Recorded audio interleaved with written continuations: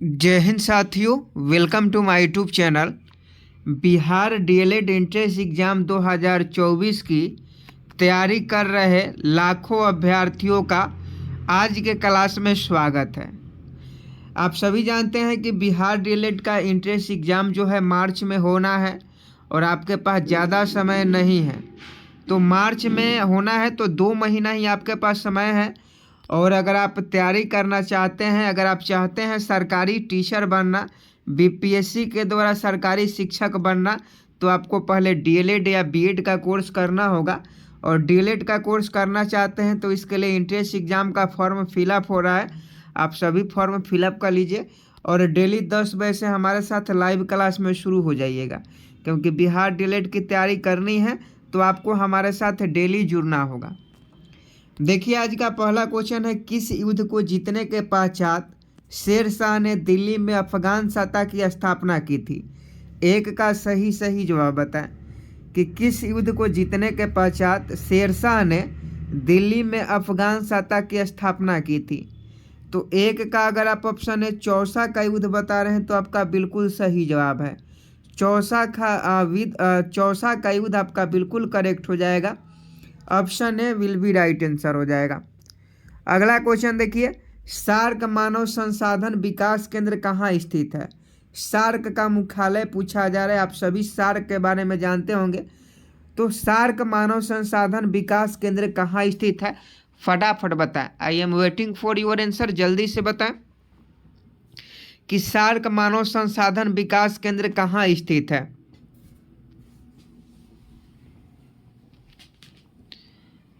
दो का अगर आप ऑप्शन बी इस्लामाबाद बता रहे हैं तो आपका बिल्कुल सही जवाब है।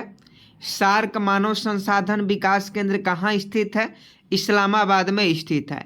एक होता है सार्क, अगर सार्क का मुख्यालय पूछेगा तो काठमांडू हो जाएगा, लेकिन यहाँ सार्क मानव संसाधन विकास केंद्र पूछा जा रहा है, इसलिए इसका सही जवाब इस्लामाबाद हो जाएगा। नेक्स्ट प्रश्न देखिए, 3 नंबर, राज्य स्तर पर वैट किस कर के स्थान पर लागू होता है? 3 का सही सही जवाब बताएं। राज्य स्तर पर वैट किस कर के स्थान पर लागू होता है? 3 का फटाफट सही जवाब बताएं। 3 का अगर आप ऑप्शन सी बिक्री कर बता रहे हैं तो आपका बिल्कुल सही जवाब है। 3 का ऑप्शन सी बिल्कुल सही जवाब है। नेक्स्ट है 4 नंबर, सफलतापूर्वक वैट को सर्वप्रथम लागू करने वाला देश कौन है?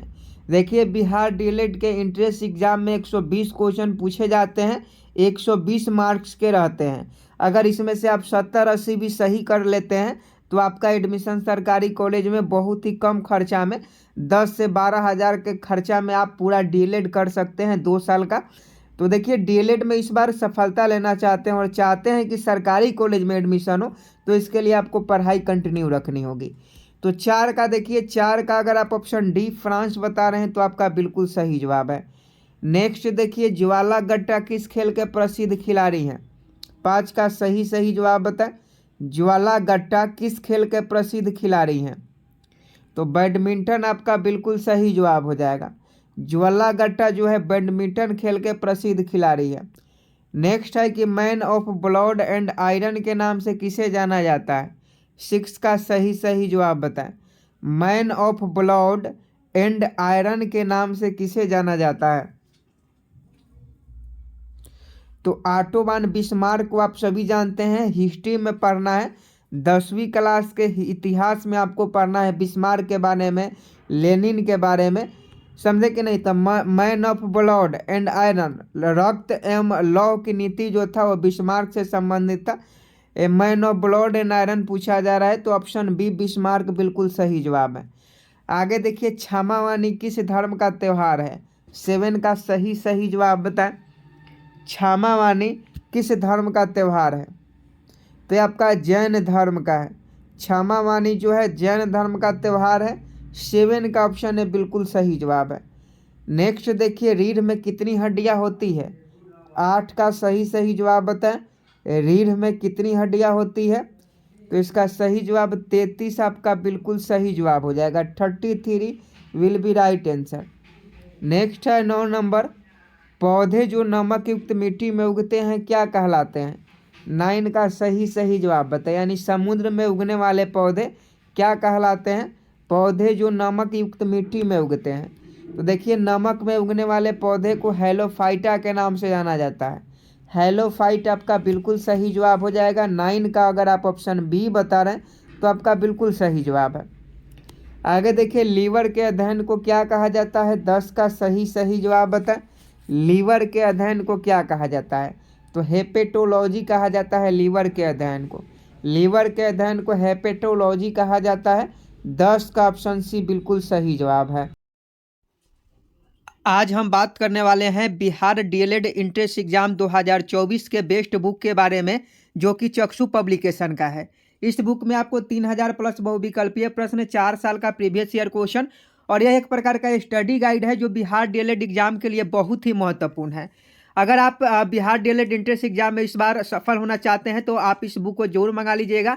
बिल्कुल सिलेबस के अनुसार इस बुक को तैयार किया गया है। सभी सब्जेक्ट के क्वेश्चन आपको इस बुक में देखने को मिल जाते हैं। साथ में इनका प्रैक्टिस शीट भी आता है। तो स्टडी गाइड के साथ साथ आपको प्रैक्टिस शीट लगाना भी बहुत जरूरी होता है। और बिहार डीएलएड संयुक्त प्रवेश परीक्षा 2024 के लिए सबसे महत्वपूर्ण बुक है 5 स्टार रेटिंग के साथ। तो आप सभी इस बुक को जल्द से जल्द ले लें। लिंक जो है वीडियो के डिस्क्रिप्शन में दिया गया है। अगला प्रश्न देख लीजिए 11 नंबर। विश्व बैंक का पहला महानिदेशक कौन था? 11 का सही जवाब बताएं।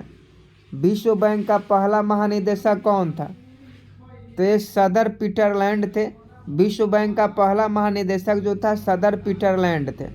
नेक्स्ट प्रश्न देखिए होल्कर ने किस वर्ष अंग्रेजों से मंदसौर की संधि की थी? 12 का सही जवाब बताएं कि होल्कर ने किस वर्ष अंग्रेजों से मंदसौर की संधि की थी? तो ये आपका 1818 में की थी। 1818 में होल्कर ने अंग्रेजों से मंदसौर की संधि की थी। तो 12 का ऑप्शन भी बिल्कुल सही जवाब है। आगे देखिए किस प्रकाशीय तंत्र के द्वारा मेघों की दिशा एवं गति को मापा जाता है? किस प्रकाशीय यंत्र के द्वारा मेघों की दिशा एवं गति को मापा जाता है? तो ये आपका नेफोमीटर आपका बिल्कुल सही जवाब हो जाएगा। नेफोमीटर विल बी राइट आंसर हो जाएगा। अगला प्रश्न 14 नंबर देखिए और फटाफट सही जवाब बताएं। इंडियन टेलीफोन इंडस्ट्री कहाँ स्थित है? 14 का फटाफट सही जवाब बताएं। इंडियन टेलीफोन इंडस्ट्री कहाँ स्थित है? तो यह आपका बेंगलुरु में है। बेंगलुरु में इंडियन टेलीफोन इंडस्ट्री स्थित है। नेक्स्ट है कि राष्ट्रीय मानव अधिकार आयोग का गठन किस वर्ष किया गया था? 15 का सही जवाब बताएं। राष्ट्रीय मानव अधिकार आयोग का गठन किस वर्ष किया गया था? तो 15 का अगर आप ऑप्शन बी बता रहे हैं 1993 में, तो आपका बिल्कुल सही जवाब है।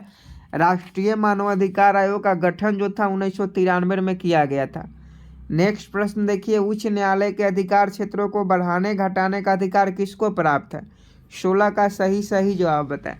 उच्च न्यायालय के अधिकार क्षेत्र को बढ़ाने घटाने का अधिकार किसको प्राप्त है? तो इसका सही जवाब संसद हो जाएगा। संसद विल बी राइट आंसर है। उच्च न्यायालय के अधिकार क्षेत्रों को बढ़ाने घटाने का अधिकार किसको प्राप्त है? तो संसद को प्राप्त है। नेक्स्ट प्रश्न देखिए बीमा क्षेत्र का विनियमन कौन करता है? फटाफट बता। बीमा क्षेत्र का विनियमन कौन करता है? 17 का सही जवाब बता।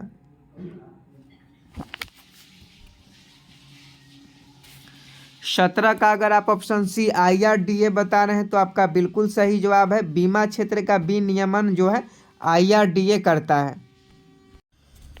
अगला प्रश्न देख लीजिए 18 नंबर कि श्वेत कोयला किसे कहा जाता है? 18 का सही जवाब बता। श्वेत कोयला किसे कहा जाता है? तो देखिए अगर श्वेत कोयला की बात की जाए तो श्वेत कोयला जो है यह आपका किसको कहा जाता है? देखिए ऑप्शन ए नहीं होगा, पेट्रोलियम को नहीं कहा जाता है। ऑप्शन डी नहीं होगा, इनमें से कोई नहीं होगा। या तो ऑप्शन बी होगा या ऑप्शन सी होगा। तो देखिए श्वेत कोयला जो है कपास को भी नहीं कहा जाता है, श्वेत सोना कपास को कहा जाता है। लेकिन श्वेत कोयला की बात की जाए तो श्वेत कोयला जल विद्युत को कहा जाता है, क्योंकि कोयला के बाद विद्युत ही है जो आपका सभी दैनिक जीवन में उपयोग किया जाता है, जिससे बिजली बनती है। तो 18 का ऑप्शन सी जल विद्युत आपका बिल्कुल सही जवाब हो जाएगा। आगे देखिए दिल्ली हाई कोर्ट की पहली महिला मुख्य न्यायाधीश कौन बनी? 19 का सही जवाब बताएं। दिल्ली हाई कोर्ट की पहली महिला मुख्य न्यायाधीश कौन बनी? तो गुरला रोहिणी बनी। गुरला रोहिणी आपका बिल्कुल सही जवाब हो जाएंगी।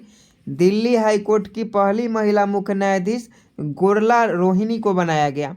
नेक्स्ट है कि कथा सरित सागर पुस्तक का रचयिता कौन है? 20 का सही जवाब बताएं। कथा सरित सागर पुस्तक का रचयिता कौन है? तो ये आपका सोमदेव आपका बिल्कुल सही जवाब हो जाएंगे। कथा सरित सागर पुस्तक का रचयिता सोमदेव है। ऑप्शन डी बिल्कुल सही जवाब है। नेक्स्ट है कि पर्यावरण के अध्ययन को क्या कहा जाता है? 21 का सही जवाब बताएं। पर्यावरण के अध्ययन को क्या कहा जाता है?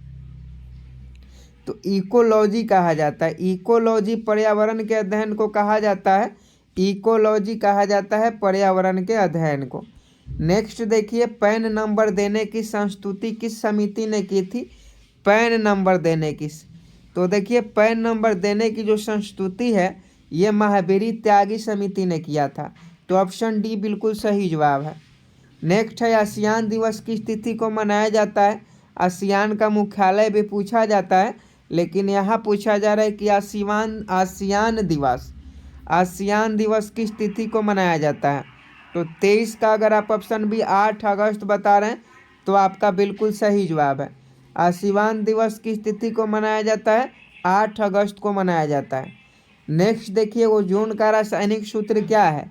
ये बिहार पुलिस का जो 1 अक्टूबर का एग्जाम हुआ था उसमें क्वेश्चन पूछा गया था कि ओजोन का रासायनिक सूत्र क्या होता है? तो O3 होता है। बिहार डीएलएड का प्रीवियस ईयर क्वेश्चन में भी ये पूछा गया है कि ओजोन का रासायनिक सूत्र क्या होता है? तो O3 होता है। ऑक्सीजन के 3 अणु होते हैं। नेक्स्ट देखिए, सल्तनत काल में सदका क्या था? सल्तनत काल में सदका क्या था? तो देखिए, सदका जो था ये धार्मिक कर था, धार्मिक टैक्स जो था। नेक्स्ट देखिए, सन्यासी विद्रोह कहाँ हुआ था? 26 का सही जवाब बताएं। सन्यासी विद्रोह कहाँ हुआ था? तो सन्यासी विद्रोह बंगाल में हुआ था। नेक्स्ट है कि अखिल भारतीय किसान सभा के प्रथम अध्यक्ष कौन थे? तो स्वामी सहजानंद थे। स्वामी सहजानंद आपका बिल्कुल सही जवाब हो जाएंगे।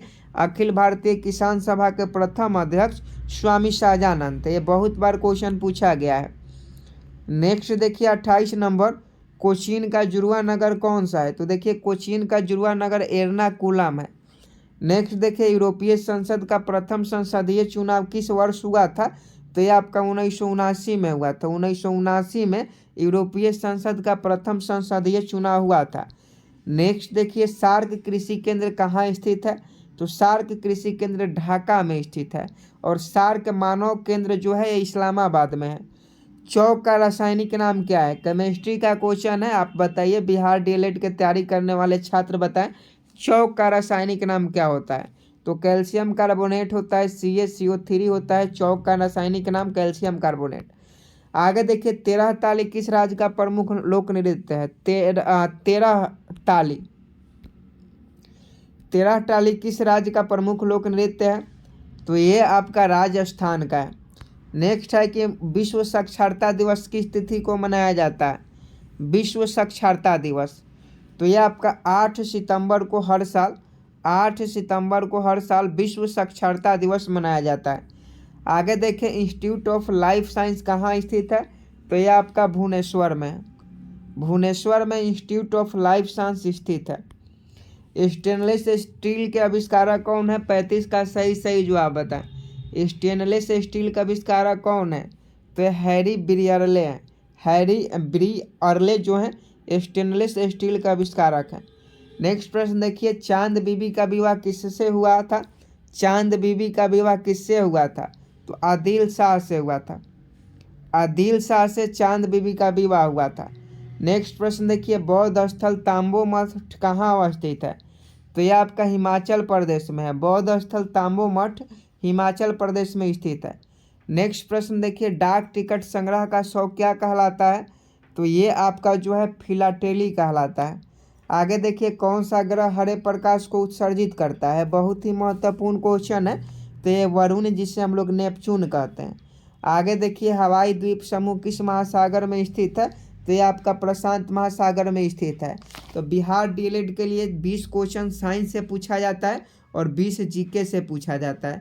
तो 20 और 20 कितना हुआ 40। तो टोटल हम आपको कितने क्वेश्चन करवाएं 40 क्वेश्चन करवाएं। और आप सभी डेली 10 बजे से आइए। अगर पढ़िएगा नहीं तो फिर आपको बहुत दिक्कत होने वाली है, समझे कि नहीं। क्योंकि बिहार डीएलएड का इंट्रेंस एग्ज़ाम जो होता है सीबीटी होता है और ऑनलाइन एग्ज़ाम होता है और बहुत अच्छे अच्छे क्वेश्चन इसी प्रकार के क्वेश्चन आते हैं। आज का क्लास आपको कैसा लगा कमेंट बॉक्स में बताएं। चैनल पर नए हैं चैनल को सब्सक्राइब कर बेल आइकन को प्रेस करें। मिलते हैं नेक्स्ट वीडियो में, तब तक के लिए जय हिंद जय भारत।